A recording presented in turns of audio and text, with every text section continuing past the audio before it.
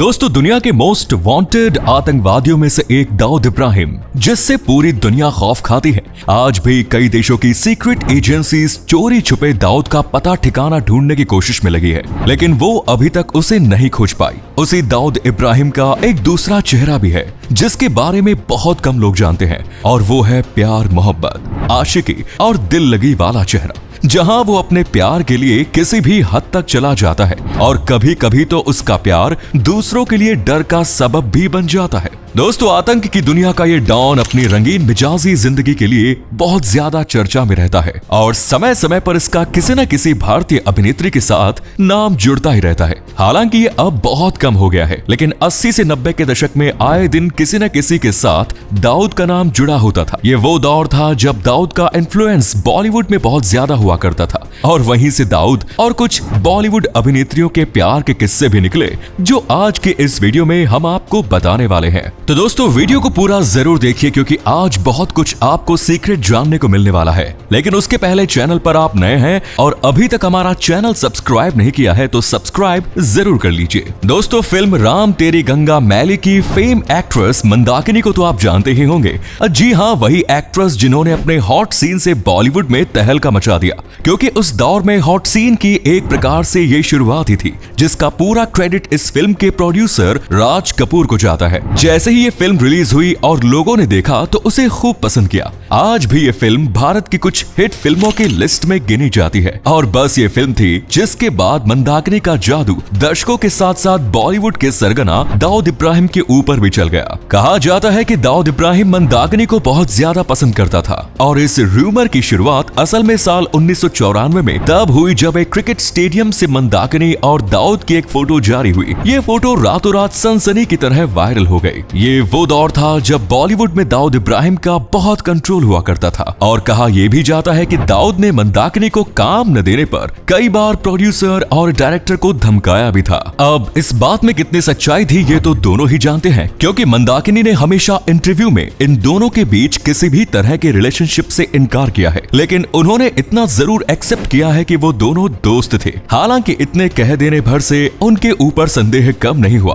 खासकर पुलिस का, क्योंकि इसी समय मुंबई में सीरियल बम ब्लास्ट हुए थे, जिनमें दाऊद इब्राहिम मेन कल्प्रिट था। पुलिस दाऊद को तो नहीं पकड़ सकी, लेकिन उसके जिससे भी कनेक्शन थे उन सब से पूछताछ की गई। उन्हीं में से एक मंदाकिनी भी थी, लेकिन इस केस से उनका कोई लिंक नहीं निकला। हालांकि उनका फिल्मी करियर पूरी तरह तबाह हो गया और फाइनली साल 1996 से वो बॉलीवुड से पूरी तरह दूर चली गई। दोस्तों, दाऊद पर फिदा होने वाली बॉलीवुड की दूसरी अभिनेत्री है जैस्मिन धुन्ना। सरकारी मेहमान नाम की फिल्म से इन्होंने बॉलीवुड में अपना कदम रखा। ये फिल्म साल 1979 में रिलीज हुई, जिसमें उन्होंने बिंदिया का किरदार निभाया। साल 1979 में डेब्यू करने के बाद ये बॉलीवुड में साल 1988 तक एक्टिव रही। लेकिन आश्चर्य की बात यह है कि इतने सालों में इन्होंने सिर्फ 3 फिल्में की। इनकी दूसरी फिल्म साल 1984 में आई, जिसका नाम डाइवोर्स था, और इनकी तीसरी फिल्म साल 1988 में आई, जिसका नाम वीराना था, और ये वही फिल्म थी जिसने इनकी जिंदगी बदल कर रख दी। वैसे तो इस फिल्म में इन्होंने एक चुड़ैल का किरदार निभाया था, लेकिन इसके कुछ बाथरूम और बेडरूम के सीन्स बहुत भड़कीले थे, जिन्हें बहुत ज्यादा नोटिस किया गया। और कहा यह भी जाता है कि डी कंपनी के सरगना दाऊद इब्राहिम को भी इनमें काफी इंटरेस्ट आ गया था, जिसके बाद बॉलीवुड की इस अदाकारा के पास